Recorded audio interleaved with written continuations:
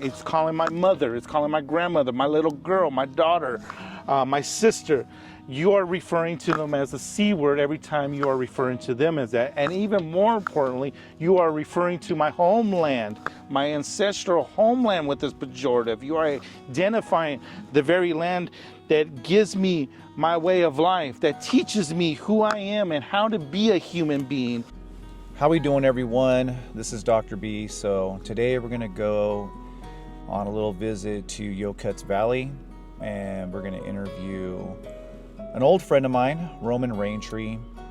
And Yokuts Valley is the original homelands of the Yokuts and Mono peoples. And we're gonna talk about the name change. It used to be named Squaw Valley, and there's a lot of controversy about that word, so we're gonna get into that and the history behind the word and quite a bit more. So we're gonna have a good time, and we're gonna learn a lot of history, so stick with me. All right, so I'm here with Roman Raintree, good friend of mine. How we doing? We're doing good, feeling good. Right on. So where are you gonna take us out to today? So we're going to go up to Yokuts Valley and see some of the tribal areas, going to see how restricted it is, see how Federal Acknowledgment factors into the community, and the name, see the name up close. So it's Yokuts Valley. That's the name that it's going to be changed to. Can you tell us real quick what it was previously named? And I know it's a little controversial. Yeah, so it has been changed at the federal level to Yokuts Valley. It is the current name. It just hasn't been accepted here locally. The former name, just for this one-time purpose, moving forward, I'll just refer to it as S Valley. The word is Squaw, which is the equivalent of the C word, but specific for Indigenous women. Yeah, so moving forward, we're just going to say the S word because it is a derogatory. There are a lot of Native Americans, like myself, like yourself, who despise the word, and we can talk more about that. And we're going to get into some of the history, right? Yeah. And then also talk a little bit about the name change. And I'm really curious just to get your thoughts on just how all that went down, and also some of the struggles that are still going on, because this fight obviously is not over. No, right? It's just beginning. Just beginning. So let's get started. Let's go. Let's do this. Let's do it. Well, one thing I would say that has always been apparent and kind of distinguished me from other Native people in my community is that I'm indigenous to this area. My people are indigenous to the Fresno County, the Yokuts Valley area, and those are my mom's people.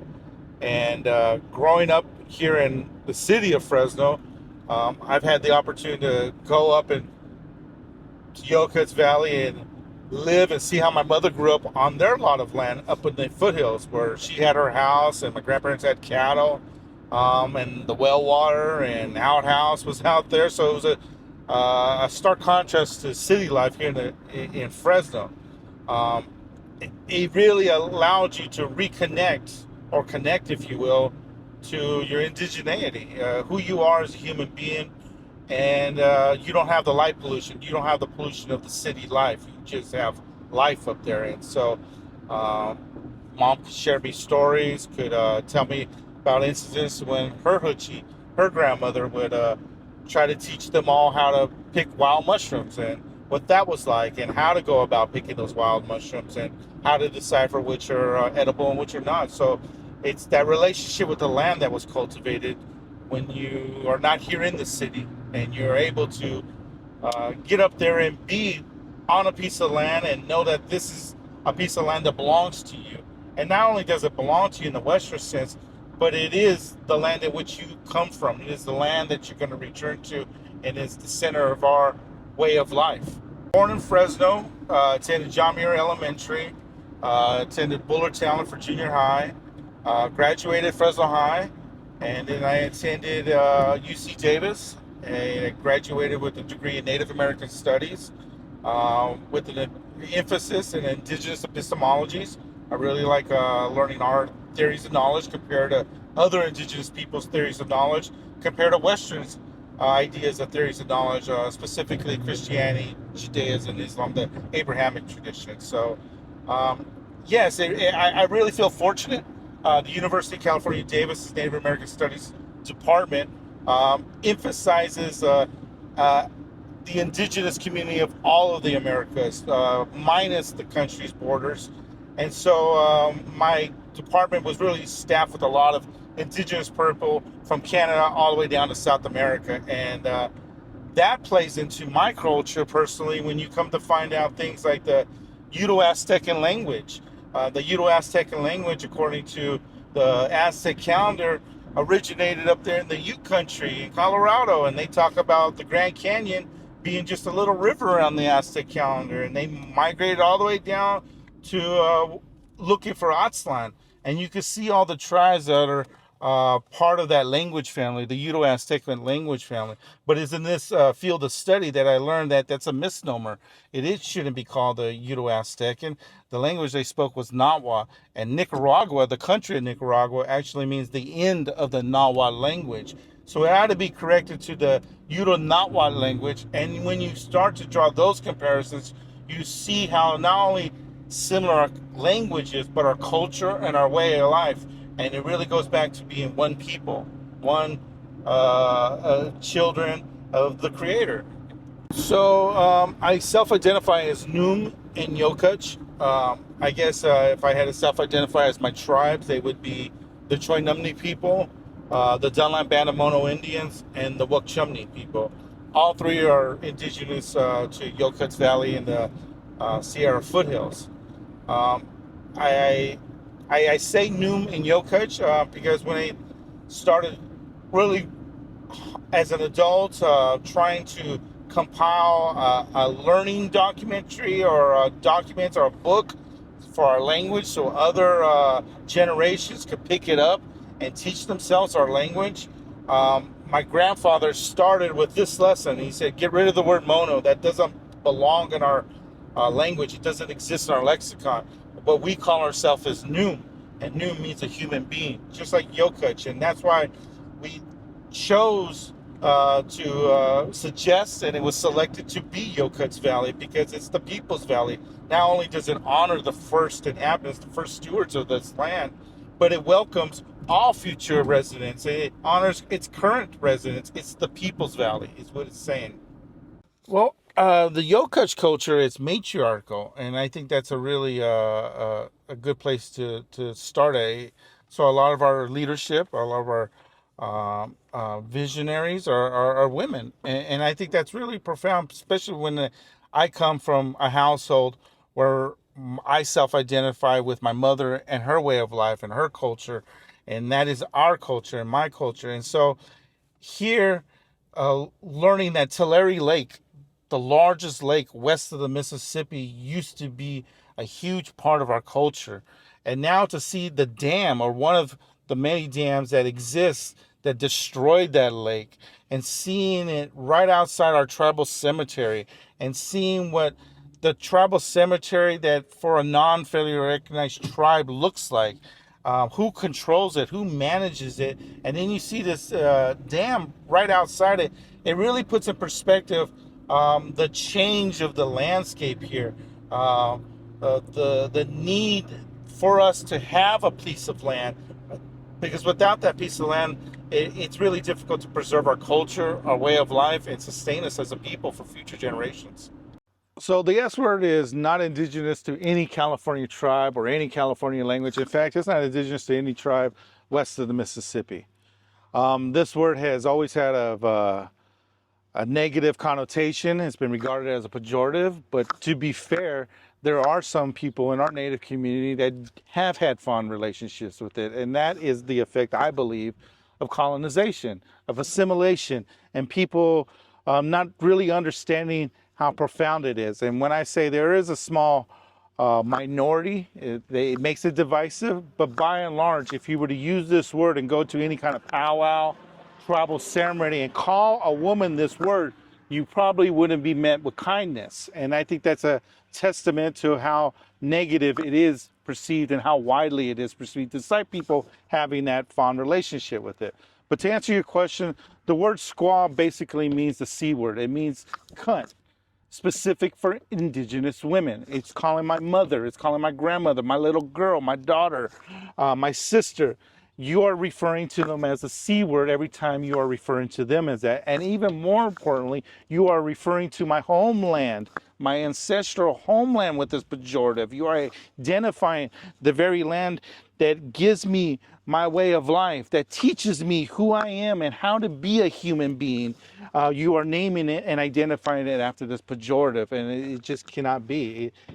This is America, and America is about being inclusive, and this is certainly not inclusive.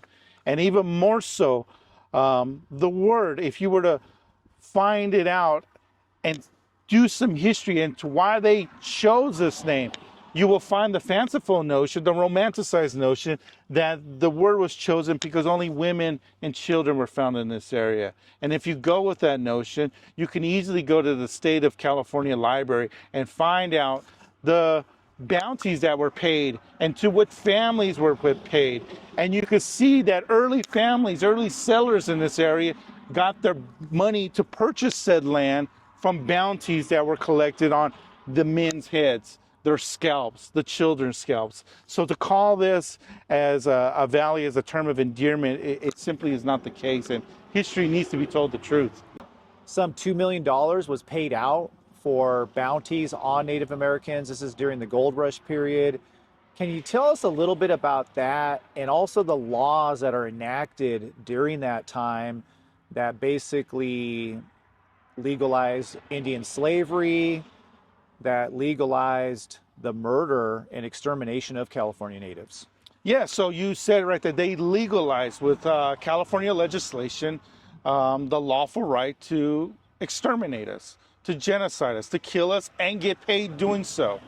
And as a result, fast forward 170 years forward to today, you now find that this particular place, Yokuts Valley, which is called today, which we were fortunate enough and successful enough to rename it to, as you can see, it hasn't been accepted here at the local level, but to the effects of those legislation, we are now faced with this area being the most common and most saturated place of tribes that now have their treaties broken. So in America, you have those that are federally acknowledged, lawfully acknowledged as Native American, or as the government says, American Indian, and those that are not. And if you're not acknowledged, then lawfully speaking, you're not American Indian. And if your treaties weren't honored and they were broken, then you're not considered American Indian until you've proven otherwise.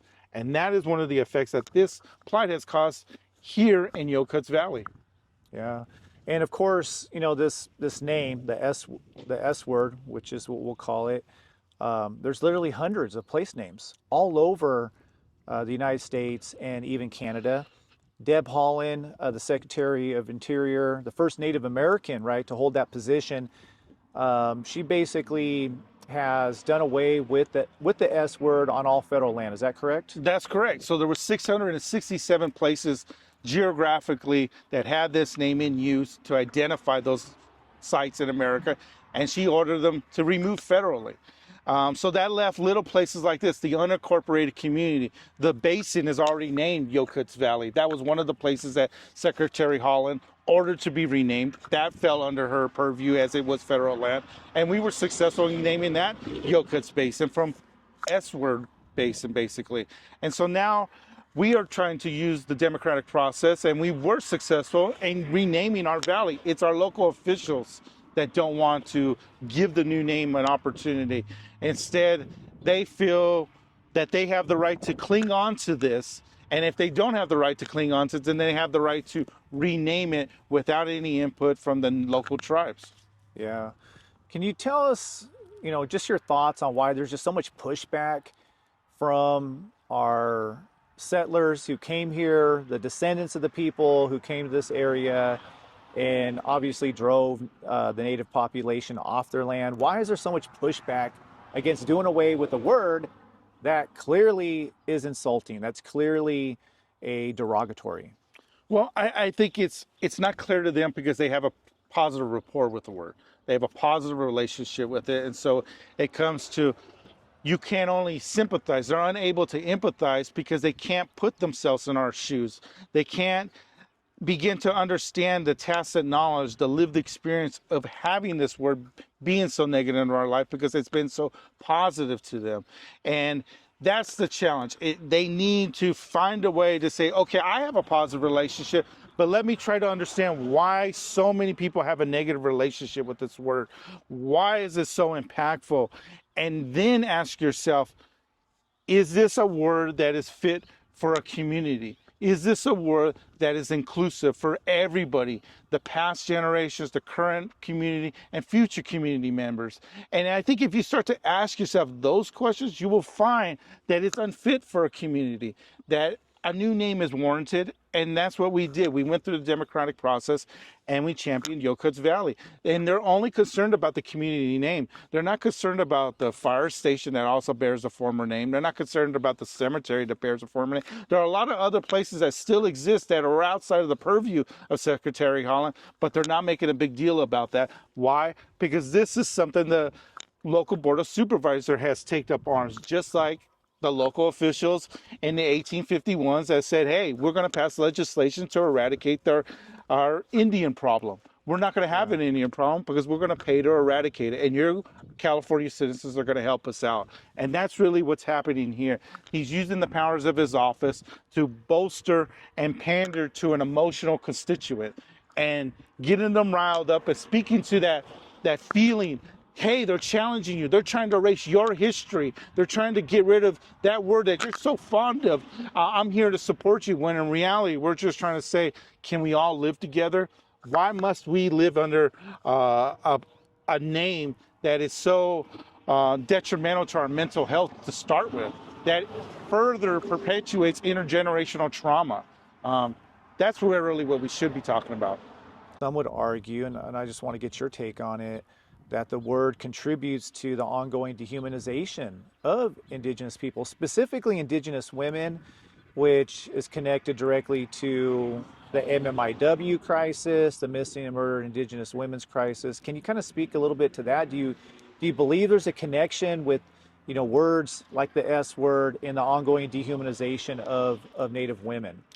Of course, it's always been a negative word, and I would say look no farther than Martin Scorsese's recent movie. If you go at the 1 hour mark, 1 hour, 47-second mark, 1 hour, 47 minute, 40-second mark, you will see Martin Scorsese's character portrayed by Leonardo DiCaprio take exception to being called a squaw man. And the man sitting across from him, the character is saying, oh, I would never refer to another man with that word. So you can see that word has always been a negative. Even to non-native, it's been negative. It's just been romanticized. And you have to unlayer this to get to the truth. And that's really what we're trying to say here. It's always been negative. It's portrayed in that sense. And to your point about the MMIW and the MMIP people, I say look no further than our native sister, our native actress, Misty Upton. More attention needs to be played to her case, as well as all the other people who are unsolved. But how does somebody at the Golden Globes get assaulted by a member of the Weinstein table, and then the band just plays on? People go in and give them some awards, just like they did with the Will Smith slap at the Oscar. A woman has been assaulted, and people say it's okay to call Native women this word. And when you say it's okay to call people this word, then it's okay to treat them like that at a prestigious, or what is supposed to be a prestigious award ceremony like the Golden Globes, and allow this to happen, allow nobody to come forward, allow that case to be remained unsolved. It's unspeakable. And this is how we can get from this word to these actions that exist in our community today.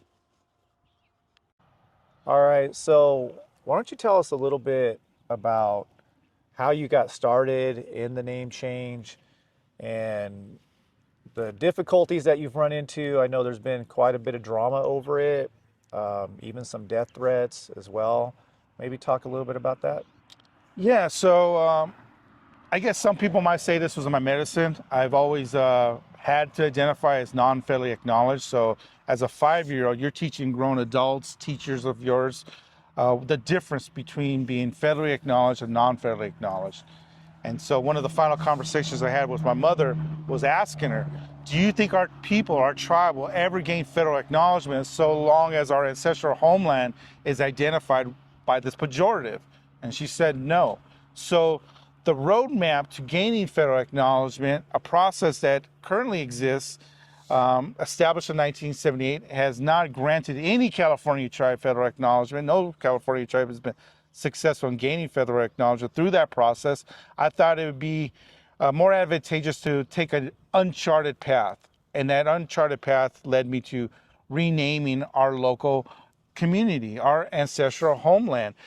Can we go from a place that no longer identifies it with this pejorative that is specific for indigenous people, for indigenous women, and can we get local acknowledgement? Can we get local people to realize that the Yokush people are still here, that the Noom people are still here, that we are always been here?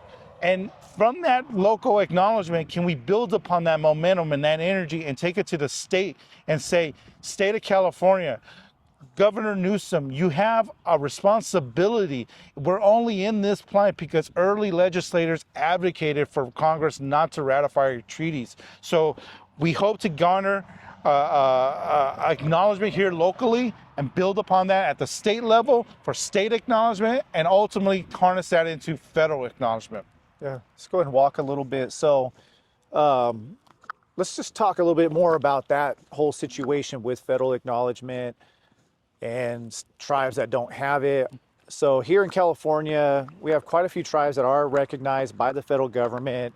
And there's obviously a lot of benefits that come with that federal acknowledgement. But then we have several communities who are not only not acknowledged by the federal government, but they're not even seen as being native. Is that correct? Yeah, if you're not federally acknowledged, some tribes will say, well, we have state acknowledgement because certain state agencies acknowledge us and will consult us when they have to do something with the land. But that's not state acknowledgement. State acknowledgement is something that is legislative. It's lawful. And that's really what federal acknowledgement says. It's saying that lawfully speaking, you're not Native American. So if you choose to travel with your eagle feathers, you choose to travel any kind of parts of an endangered species like the eagle feather or like the flicker bird around here that is so sacred to us. Being that those are endangered species, we are walking felonies, committing a felony crime because we're not protected. Our religion, our way of life is not protected because we're not considered lawfully Native American. It makes it very problematic to be your true, authentic self and be yourself fully here in America because of that status. And it just shouldn't be that way. And the only reason why we are is because early California legislators told Congress in 1852, don't ratify these treaties. Are you crazy? You're going to give Indians the right to vote? Are you crazy? You're going to give them land? That is why we are in this plight. They didn't honor the treaties, and nobody wants to be accountable to it. Yeah. And so there are literally dozens of California Native communities that don't have federal acknowledgement. And obviously the process of gaining acknowledgement by the federal government is a major process. It's not something that's easily done. And, it's a big issue when you have people like yourself, others that I know in this community here who are clearly Native, but yet are not recognized as being Native. It's, to me, just, obviously not a good situation. Do you see some type of solution to that problem? Do you foresee possibly a remedy in the future? I do, and I think the only way you're going to have authentic truth and healing for our communities that suffer from this plight is accountability. Is the state of California owning up and saying, okay, we made this mistake. We're the cause for this plight. Our actions are the cause. While we themselves, the legislators, didn't actually do this, just like the first families of this community didn't actually do that. But you bear a responsibility now to this plight, to make right what has been done wrong by your institutions, by your families, if you will.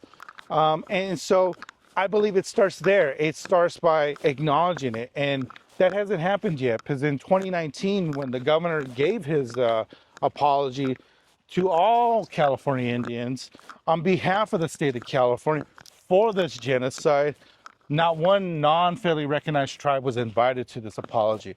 And so even there, it's saying without saying, we don't regard you as Californian Indian. And that's part of the genocide, is to not have these communities being acknowledged.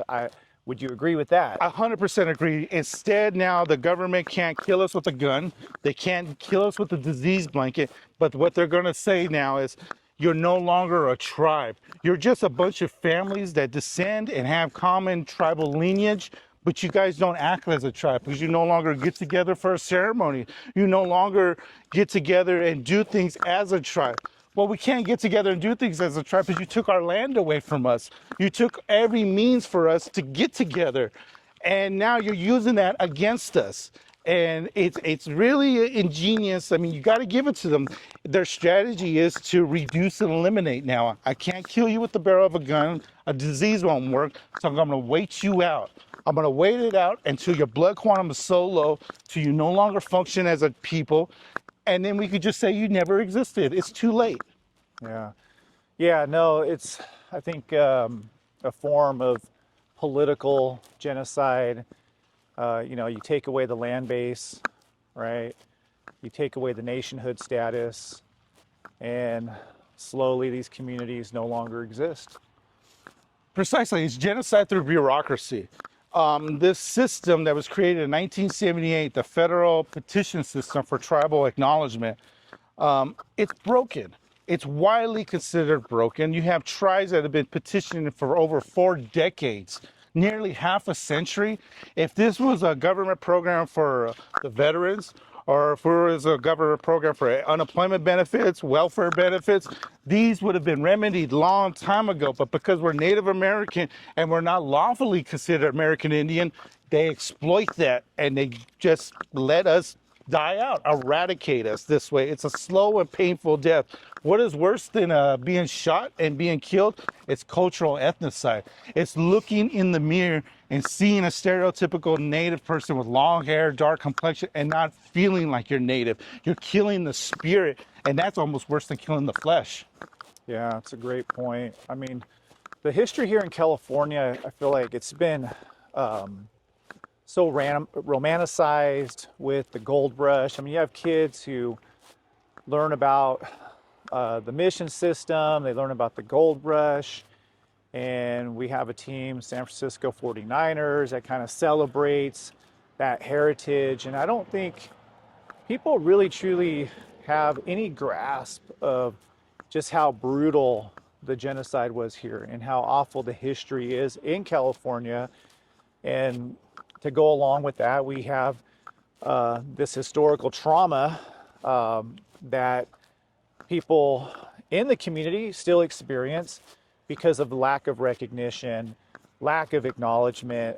I mean, how do you feel about just the community in general, and for those, who come from communities that are not acknowledged? Like, do you believe that there's this historical trauma that the community carries around today? Most definitely. And like any traumatized person or entity, it takes time. The healing process takes time, and everybody's journey is different. But I go back for my own personal experience to my grandfather. When it came time to really formally try to figure a way to preserve our language, Grandpa started with the word Noom. He said, get rid of the word mono. That's not what we call ourselves. We call ourselves Noom. And it was only through trying to learn Spanish in my Spanish class that I learned that the word mono in Spanish translates to monkey. So then when you start to put things into context, you can really understand the effects of colonization, the effects of assimilation. Because where did that word mono come from? It has an origin, and some can even speculate that it was introduced with the Spaniards who came in. And you have to keep in mind, we were stewards of this land. Cultural burning was a way of life for us. There were well-woven paths. And so when the Spaniards came in with their horses, it was easy for them to journey up to where we are. And so if you put that into context of a Spaniard, a conquistador who speaks Spanish and their perspective, what word, if they don't know what to describe us, would they most likely gravitate to use us? And now what do you see Native people self-identifying as? You see them self-identify as Mono. I'm not saying it's bad. All I'm saying is that that is a mere one aspect, one glimmer of intergenerational trauma. It's not knowing who you are entirely, not knowing all your roots. And even I was like that until my grandfather sat down and said, get that word mono out of your lexicon, and you are a noom. You are a human being. And when you think about that, what is a human being? A human being has sadness, a human being experiences joy, but a human being evolves, and a human being hopefully changes for the better. I love that. So why don't you tell us where we're at right now? So right now we're at the entrance right off the road to the traditional cemetery for the Denali Band of Mono Indians, my tribe. And yeah, I really wanted to show your viewers this, mostly because it reinforces some of the effects of the plight of being non-federally acknowledged. So going back to the earlier conversation with you folks and telling you that my mother never believed that our tribe would be federally acknowledged so long as a pejorative named ancestral homeland. So non-being federally acknowledged means we're not lawfully considered American Indian. So that means we don't have access to our cemeteries sometimes. And as you can see by the no trespassing sign and right to pass by permission only and subject to control of owner, you can see this was the defining reason why my mother had to decide, do I want to be buried here with my Mono people, or do I want to be buried with my Choinumni people? The decision to ultimately go with the Choinumni people is because of this. How will my people come to mourn me? How will my people come and be allowed to grieve and be allowed to bring flowers and visit? They were not allowed to do that because it's only open with permission. It's not open. So you can call it a cemetery, but is it really like a cemetery you're familiar with? It's not. It's really closed off, and it's not to any fault of any particular living person, but it is part of that historical intergenerational trauma. And the only way we can overcome it is through interactions and getting the word out and educating people and letting people know that this is our everyday way of life and it shouldn't be this way. And together with relationships and dialogue, we can overcome that and we can make our community a better place. Yeah. So to get to the cemetery, you basically have to get permission from the owner to go and visit your relatives. Right. So this doesn't belong to the tribe. The tribe doesn't have any land that belongs to the tribe. Different families own allotment land, but there's no tribal land. And so this is private property. And so in order to get to our tribal burial ground, our tribal cemetery, we have to journey over someone's private property to finally reach that. And the only way we can journey over somebody's private property is with their permission. It has caused problems, and the tribe is really trying to honor that relationship so that we continue to maintain access to that for all people. So there are some limitations to that. Doesn't mean you have 24-hour access. Doesn't mean you could come up here on your mother's birthday, on Mother's Day, and say, hey, Mom, I'm still thinking of you, and visit with my grandfather, who's also here on Father's Day, and just say hi. You're not allowed that. You're totally said it's not important to you. It's not important to us, and it shouldn't be that way. Yeah, without a doubt. So how far is the Choinumni cemetery from here? Oh, maybe a 15-minute drive. Okay. Yeah. Not that far. So your mother is, she has been buried on her homeland, but she has relatives, and you have relatives at this cemetery here. Yeah, it's a really not a good situation. I don't think a lot of people really understand the non-acknowledged tribes and what they have to go through, and the fact that not having a secure land base is really problematic. and it's a really ugly history and how we got here. And obviously that history is still with us. And I think that's one of the things that really bother me when I do talk to people and they talk about how, well, people need to get over the past. But how can you get over the past when you're currently dealing with these situations today? Can you kind of talk about that? And You hit it. I mean, you're currently dealing with these situations today because of the past. But then I kind of fall back on the mantra that the Charnamni people say, move forward in a good way. Uh, Move from a place of love. And my mother, when she challenged me to do something about our tribal status, her emphasis was that you're educated. We send you to college to learn how to think like them, not act like them. So now that you understand how they think, now that you understand the game in which they operated, go back and outsmart them now. Be true to yourselves. It's like what Bob says, don't let them change or rearrange you. Be true to who you are, know who you are, and operate from that place of love. And I think that is where our strength is. That's where our medicine is. And it's steps like this. It's interactions like this, opportunities like this to get the word out, to say, you didn't know, because how can you begin to fathom that this is a day-to-day way of life for us, that this is our reality, because you don't even understand what a non-federally acknowledged person is. And so opportunities to share this with you, to bring you up here, to show you this is what we contend with when we plan our final resting spot, when we want to see our loved ones. This is some of the things we contend with, and this is why it's so important for us to gain that acknowledgement. And it starts at the local level. It starts by embracing the Yokuts Valley and saying that the Yokuts people are still here. What has history done? And maybe we can work together. What can we do today in the present? Not to forgive the past, but to say we acknowledge what's going on, and we acknowledge the atrocities of the past having the effects today in the present.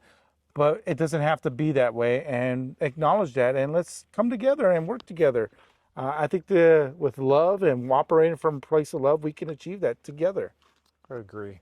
And I like how, you mentioned a little bit about your mom and just what she wanted for you, the kind of person she wanted you to become. And I know we haven't talked about this, but, I knew your mom for a lot of years, and your mom was really just a really amazing person, super positive, and the definition of love.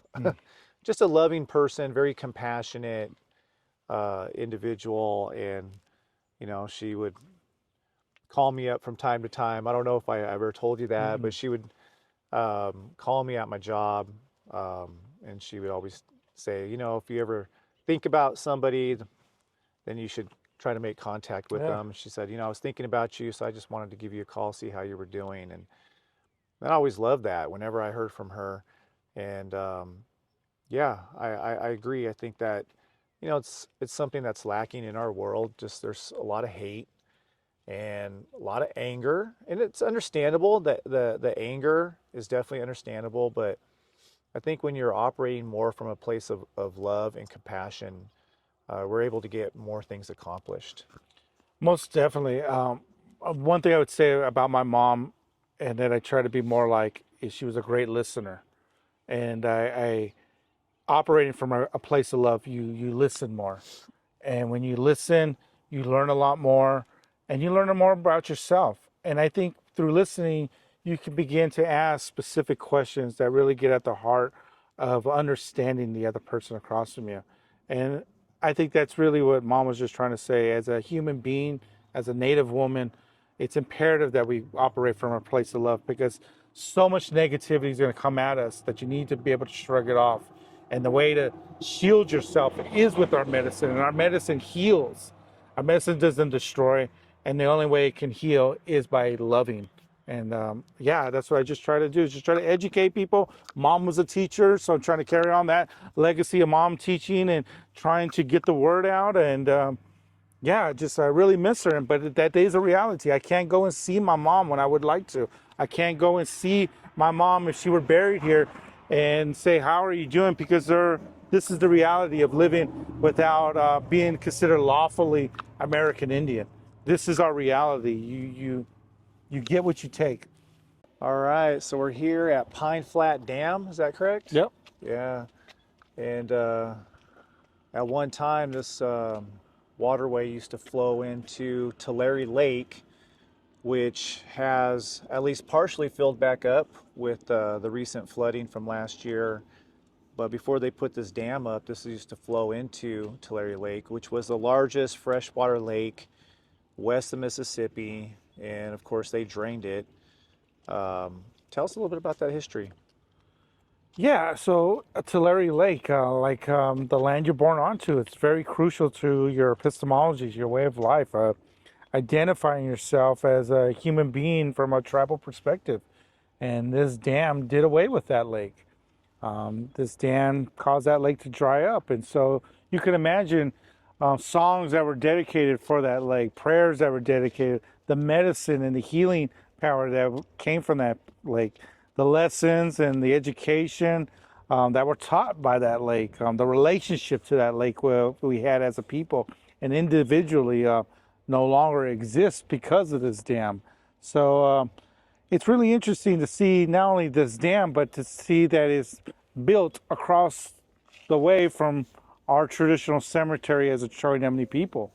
It's just a constant reminder of how much further we need to go as a people to be acknowledged, to have our right to our existence is really what you're saying, to acknowledge us and acknowledge the right that we have to be a fully human being, a tribal person in this country. Yeah, so we're not too far from the cemetery. We're not going to go into the cemetery. We just wanted to drive out here and check out the area. And your mother is buried close by. Yeah, that's correct. So, just wanted to show you, to try to give you, your viewers, or a perspective. We saw the no trespassing signs that prohibit you from even venturing towards your ancestral burial grounds, our tribal cemeteries. Now over here, we have a little bit more access, and this is why my mother decided to be here. But you can also see we don't have any tribal land, and therefore this land is operated on land. It's situated on land that is operated by the Corps of Engineers, the same folks that maintain the well-being and health of this dam. And then that larger land is set on a land that is controlled by the state of California's Parks and Recreation. So you can see in the background all the folks that are fishing off of the river, and you can see the dynamics that are starting to unfold with the agencies that we have to be in constant relationship with just to bury our deceased. Yeah, it's a beautiful area. Obviously, it would look a lot different without the dam. Salmon used to run through here. I mean, this was a really incredible valley at one time with all the water that was flowing from the Sierras. Obviously, it looks a lot different today because of the levees and the dams that were created. The farming industry is really big out here. But all of this is all native land, right? It's all native land. And if you look at the ground and you see the type of rocks that are laying out there, you can tell that was all river bottom at one time.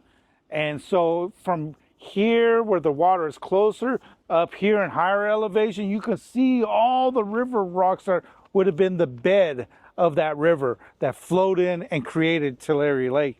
And not to mention that Tulare Lake was a body of water, but then there was a much larger body that extended, that was our marshlands as well. And also equally important to our culture, the Thule reeds that funded a lot of our construction for our houses. I mean, all of that has just been taken away from us. And so now here we are trying to reclaim it and saying, okay, we understand that America's not going away.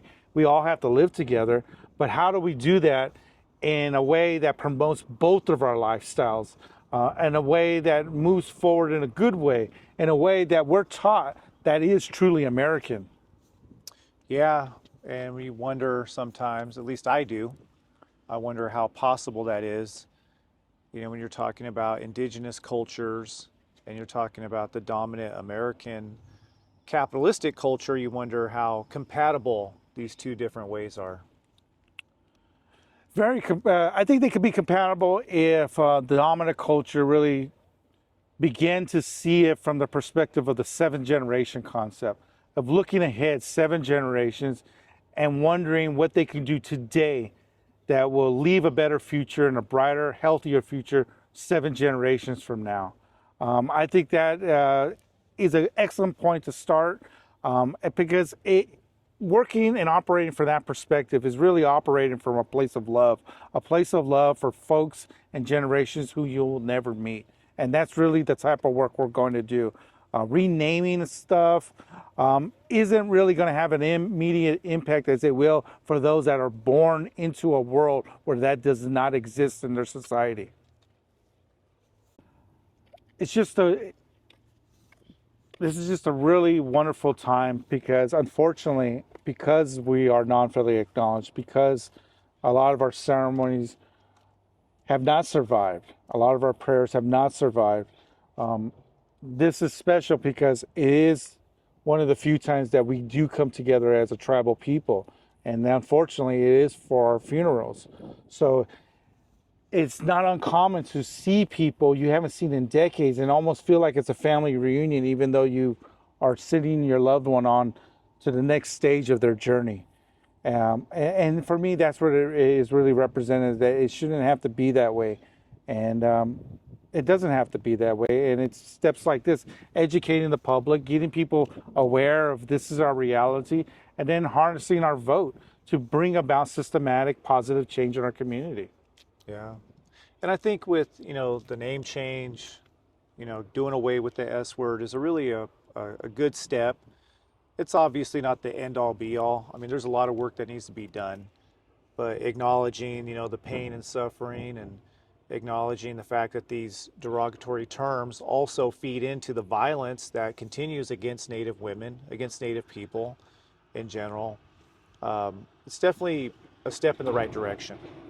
Most definitely. It really is. It starts with acknowledgement. It starts by saying these folks are still here, and they're not here in the same numbers that they once were because of what we did, because of the history of folks coming here and pushing them out, and they having to leave, meaning we, the tribal people, having to leave our ancestral homeland for survival. Not because we wanted to, but because we had to survive. We had to adapt. We had to get jobs that paid money so we could buy food.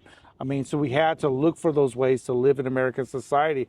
But our spirit, our medicine will always yearn for this because this is who we are. This is who we are as a people, and there's no denying that. All right, so we're here with your son now. Can you introduce your son to us? Yes, this is my son, my eldest, Xavier Raintree.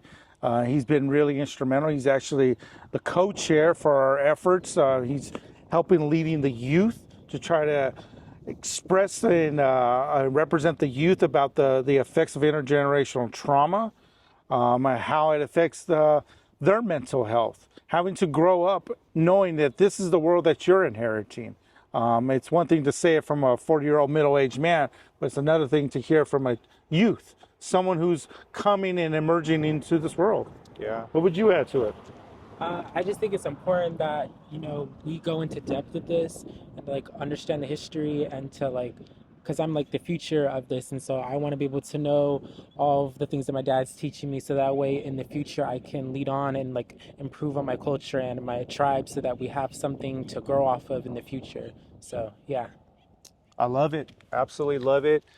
How can people reach out to you if they want to get in contact with you? What's the best way? Well, the best way is going to be email, acknowledgealltribes.com. We also have a website, www.acknowledgealltribes.com. Excuse me, I believe the email is acknowledgealltribes@gmail.com. Excuse me, acknowledgealltribes@gmail.com. That would be the best way to communicate with me directly. And yes, I love to reach out with any of you viewers. Whether it's just over email, maybe even in person, or maybe even you have a platform you'd like to invite me on. We'd love to come on and continue the education and the dialogue. All right, man, this has been a lot of fun, Roman. I really appreciate you, sharing your culture, your history, and obviously the struggle with removing the S word. And it's been a lot of fun. for me to be able to, gain a little bit more knowledge, and just wanted to give you an opportunity to just say some last words here before we head on out of here. Thank you. Much love. Thank you very much for the opportunity to educate, to spread the word, and to highlight this plight. It's a silenced plight, but at one time the S word was a silenced voice as well, and nobody quite understood why it was derogatory. And now that is starting to be amplified, and more people are discussing and asking why it's derogatory. And that's really what we're trying to do here, person by person, relationship by relationship, try to highlight the effects and the intergenerational trauma associated with tribes not being federally acknowledged in America. Yeah, and I really love this idea too of the seventh generation thinking ahead, not just thinking about our generation, but looking further to our kids, our grandkids, and the kids we'll never see. That's right. They're all our people. All right, y'all. It's been a good day, and we're going to head back to the city. And maybe we can get together and do this again. Look forward to it.